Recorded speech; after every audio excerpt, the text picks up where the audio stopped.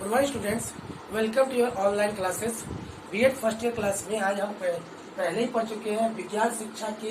पहले इतिहास पढ़ रहे थे, उसी और फिर उसके बाद भारत में इतिहास पढ़े, उसी में आज पढ़ेंगे हम लोग भारत में विज्ञान शिक्षा की स्थिति, या कहते विज्ञान शिक्षा की स्थिति भारत में कैसी है। भिन्न भिन्न राज्यों में जो है क्षेत्रों में भारत की स्थितियां अलग अलग पाई गई। विज्ञान शिक्षा का स्वरूप जो था, शुरुआत में जो पहला पॉइंट से पॉइंट टू पॉइंट करेंगे, फिर उसके बाद एक्सप्लेन करेंगे। पहला पॉइंट है विज्ञान शिक्षा का स्वरूप सामान्य रूप से मौखिक था। डेट मीन्स जो science, teaching of science is oral in character, इसमें होता। दूसरा था विज्ञान शिक्षा के उद्देश्य तथा प्राय उद्देश्य aim and objectives of teaching science, वो अलग था। तीसरा पाठ्यक्रम की स्थिति, that means position of the curriculum क्या था। अगला विज्ञान शिक्षा का आधार पाठ्यपुस्तक, that means teaching science teaching is based on prescribe textbook. पांचवा जो पॉइंट था विज्ञान शिक्षा की विधियां, मेथड्स ऑफ टीचिंग साइंस। फिर अगला था पाठ्य पुस्तक की कमी, इनडिक्वेटी ऑफ या कसते स्कैरसिटी ऑफ कंटेंट, जो पाठ्य वस्तु की कमी पाई जाती थी। और लास्ट जो था उसमें था अनुसंधान तथा विशेषज्ञों का अभाव, scope of research and experts are lacking. तो शुरुआत से शुरू करते, पहला हमारा जो था विज्ञान शिक्षा का स्वरूप जो सामान्य रूप से क्या है, मौखिक है। जो शुरुआत के प्राय कक्षाएं हैं, छोटी कक्षाएं हैं, जो 8वीं तक की कक्षा है, अधिकांश मौखिक ज्ञान देते हैं। 8वीं से जो ऊपर कक्षा होती है, 8 क्लास से ऊपर, कुछ जगह प्रयोग है, लेकिन फिर भी वहाँ पर जो कक्षाएं हैं आप लोग का वैज्ञानिक विधि का अभाव है। वैज्ञानिक विधि से कक्षाएं ली नहीं जाती है।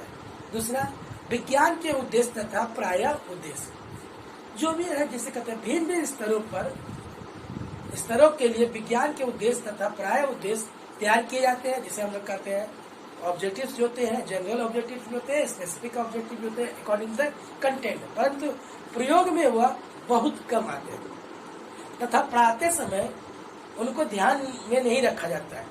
इस प्रकार से उद्देश्य तथा प्राय उद्देश्य केवल सैद्धांतिक रूप में ही रह जाते हैं, उसका हम लोग प्रैक्टिकल में इस्तेमाल नहीं कर पाते हैं। अगला पाठ्यक्रम की स्थिति, जिसे कहते हैं पोजीशन ऑफ द करिकुलम। पाठ्यक्रम तैयार करते समय मनोवैज्ञानिक दृष्टि को ध्यान में नहीं रखा जाता है। सामान्य रूप से पाठ्यक्रम तैयार करने में अधिक से अधिक पाठ्य वस्तु का समावेश किया जाता है, और धारणा यह है कि पाठ्यक्रम को आधुनिक रूप दिया गया है। पाठ्यक्रम में कौन कौन से ज्ञान किस कक्षा के लिए उपयुक्त है, इस पर कोई विशेष ध्यान नहीं दिया गया है। जिसका उदाहरण हम ले सकते हैं, 9वीं कक्षा का जो किताब है उसमें जो होता है, पहले पढ़ाना चाहिए एटॉमिक स्ट्रक्चर, लेकिन पहले हमको पढ़ाया जाता है एटम्स एंड मॉलिक्यूल्स।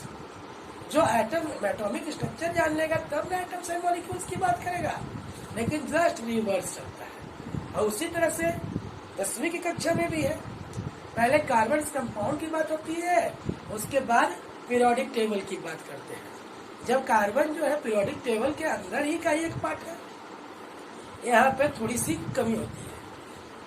फिर चौथा पॉइंट है विज्ञान शिक्षा का आधार पाठ्य पुस्तक। Science teaching is based on prescribe text book. ये बहुत ही एक सीमित हो सकता है, कह सकते हैं। शिक्षक विज्ञान शिक्षण में पाठ्य पुस्तक के को प्रयोग में लाते हैं तथा पाठ्य पुस्तक के इधर उधर नहीं पढ़ाते हैं। पाठ्य पुस्तक की स्थिति सामान्य रूप से निम्न कोटि की है, जिसके फलस्वरूप छात्रों को विज्ञान का सही ज्ञान नहीं हो पाता है और किताबी कीड़े की तरह हो जाते हैं। पाठ्य पुस्तकों की स्थिति वर्षों से सरकार में व्यक्त करने पर भी उसी प्रकार की है। जिसका एग्जाम्पल है जो अभी एनसीईआरटी की बुक है, 2004-06 की वही बुक चली जा रही है, उसमें कोई नया परिवर्तन नहीं किया गया है। अगला विज्ञान शिक्षण की विधियां, मेथड्स ऑफ टीचिंग साइंस। विज्ञान विधियों का प्रयोग इस प्रकार करते हैं कि उनको अपनी ओर से इनमें से कुछ जोड़ना नहीं है। इस प्रकार की विधियां विद्यार्थियों की दृष्टि से रुचिकर नहीं होती है। जब इंटरेस्ट नहीं लेंगे बच्चे तो पढ़ने में उनका उतना ध्यान नहीं रहेगा। शिक्षक तथा विद्यार्थी दोनों का लक्ष्य परीक्षा होता है, जिसका कारण विज्ञान के वातावरण से संबंधित करके नहीं पढ़ाया जाता है, that is learning by doing नहीं पढ़ाया जाता है, और विज्ञान के दृष्टिकोण का विकास नहीं किया जाता है। अगला, पाठ्य वस्तु की कमी, जिसका लैक ऑफ कंटेंट। भिन्न भिन्न स्तरों में विज्ञान की पाठ्य वस्तु की कमी है। इसकी पूर्ति समय समय पर आवश्यक होती है। इसके अतिरिक्त प्रशिक्षण का भी कक्षा शिक्षण के संबंध कम है। प्रशिक्षण में उपकरणों का प्रयोग, उपकरणों को तैयार करना इत्यादि का नितांत अभाव पाया जाता है, जिस कारण विज्ञान शिक्षण सही से सुचारू रूप से चल नहीं पाता है। अंतिम है अनुसंधान तथा विशेषज्ञों का अभाव, scope of research and experts lacking. हमारे देश में इन दिनों इन दोनों का नितांत अभाव है। जो व्यक्ति वास्तविक रूप से विशेषज्ञ है, उसकी राय लाभप्रद होती है। 1904 में कर्जन ने सरकारी शिक्षा नीति को प्रस्ताव के रूप में प्रकाशित किया, जिसमें बतलाया गया कि पाठ्यक्रम शुद्ध पुस्तकीय है, टेक्निकल शिक्षा की अवहेलना हो रही है। माध्यमिक विद्यालय बढ़ रहे हैं, परंतु इसमें योग अध्यापकों तथा विज्ञान के समान की कमी है। इस दशा को ठीक करने के लिए कुछ सहायता अधिक दी गई। विदेशों से बड़े बड़े विद्वान जैसे प्रोफेसर आर्मस्ट्रांग आदि को बुलाकर भाषण करवाए गए, जिससे शिक्षा का स्तर ऊंचा हो सके। इस प्रकार 1905 से 1917 तक विज्ञान में कुछ उन्नति अवश्य हुई, परंतु फिर भी चिकित्सा, कृषि, पशु आदि पर कोई विशेष ध्यान नहीं दिया। 1921 से लेकर 1937 तक माध्यमिक शिक्षा में विज्ञान की प्रगति हुई।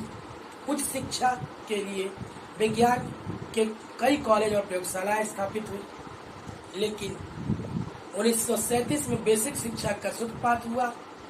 इससे भी विज्ञान को क्राफ्ट के आधार पर पढ़ाए जाने पर जोर दिया। पहले विज्ञान के अंतर्गत पाश्चात्य देशों की तरह शुद्ध विज्ञान, प्योर साइंस के नाम पर भौतिक विज्ञान और रसायन विज्ञान पढ़ाया जाता है, परंतु बीच में विज्ञान के अंतर्गत जीवन विज्ञान को भी सम्मिलित कर दिया है।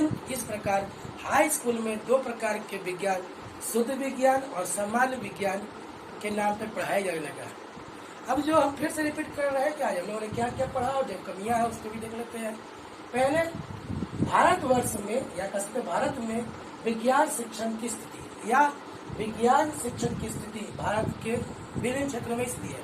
पहला, जो विज्ञान का विषय पढ़ाया जा रहा था वो अधिकांश 8वीं छोटे क्लासों में या कह सकते हैं 8वीं तक माध्यमिक स्कूल तक तो केवल ओरल होता है, मौखिक होता है। दूसरा, विज्ञान के उद्देश्य जिसे कहते हैं ध्येय और उद्देश्य, उसमें लोगों को नया कुछ देखने को नहीं मिला। सभी जो हुआ थ्योरेटिकल हुआ, सैद्धांतिक हुआ, प्रैक्टिकल की बात नहीं हुई। तीसरा, पाठ्यक्रम की स्थिति बड़ी ही कमजोर थी, कंटेंट उतने अच्छे नहीं थे कि दृष्टिकोण मनोवैज्ञानिक दृष्टिकोण ही रखा गया।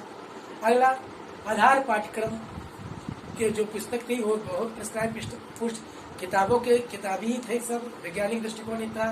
विज्ञान के शिक्षण की विधियां भी पुरानी थी, पाठ्य पुस्तकों में कमी थी और अनुसंधान और विशेषज्ञों का अभाव था।